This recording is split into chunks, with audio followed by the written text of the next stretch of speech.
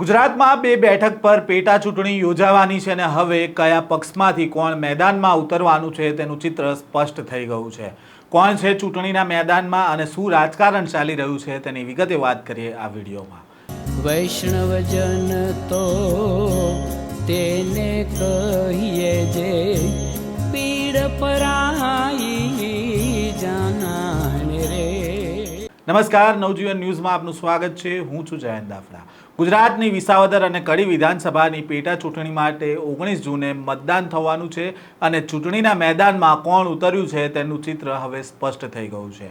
વિધાનસભા પેટા ચૂંટણી માટે કડી અને વિસાવદરમાં ભાજપે ઉમેદવાર જાહેર કરી દીધા છે। કડીમાંથી રાજેન્દ્ર ચાવડા જ્યારે વિસાવદરમાંથી કિરીટ પટેલને ટિકિટ આપવામાં આવી છે। કડીમાં કોંગ્રેસે રમેશ ચાવડાને મેદાનમાં ઉતાર્યા છે જ્યારે આમ આદમી પાર્ટીએ જગદીશ ચાવડાને મેદાનમાં ઉતાર્યા છે અને પ્રજાશક્તિ ડેમોક્રેટિક પાર્ટીએ ગિરીશ કાપડિયાને મેદાનમાં ઉતાર્યા છે। ભાજપના રાજેન્દ્ર ચાવડા ચોટાળાના વતની છે જ્યારે કોંગ્રેસના રમેશ ચાવડા છે તે 2012થી 2017 સુધી કડીથી જ ધારાસભ્ય રહી ચૂક્યા છે। રમેશ ચાવડાએ 2012માં ગુજરાત વિધાનસભાની ચૂંટણીમાં કડી મત વિસ્તારથી જીતી હતી અને જેમાં ભાજપના હિતુ કનોડિયાને 1200 જેટલા મતોથી હરાવ્યા હતા અને ત્યારબાદ 2017માં ભાજપના કરશન સોલંકી સામે તેમને હાર મળી હતી। કડી વિધાનસભા બેઠક પરથી 4 ઉમેદવારો ચૂંટણીના જંગમાં હવે ઉતર્યા છે અને કયા ઉમેદવાર કયા પક્ષના વોટ તોડે છે તે તો હવે પરિણામના દિવસે જ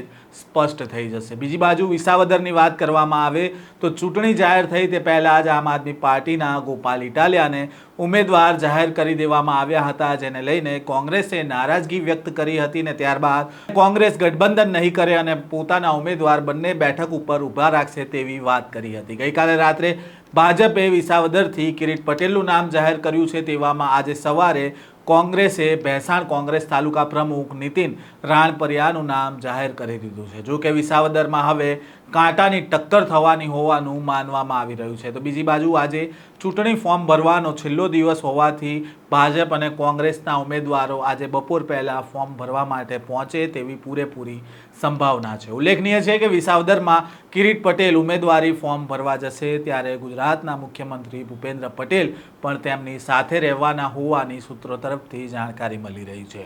વિસાવદરમાં પાટીદાર વોટ બેંક નિર્ણાયક માનવામાં આવે છે અને હવે આ ચૂંટણીના જંગમાં તમામ પક્ષ એડી ચોટીનું જોર લગાવી રહ્યા છે। જોઈએ હવે જનતા કોને વિસાવદર અને કડીથી વિધાનસભા ગાંધીનગરમાં મોકલે છે। આ સ્ટોરી અંગે તમારો શું મત છે કોમેન્ટ બોક્સમાં જરૂરથી જણાવજો। આ પ્રકારના સમાચાર સાથે ફરી મળીશું। નમસ્કાર।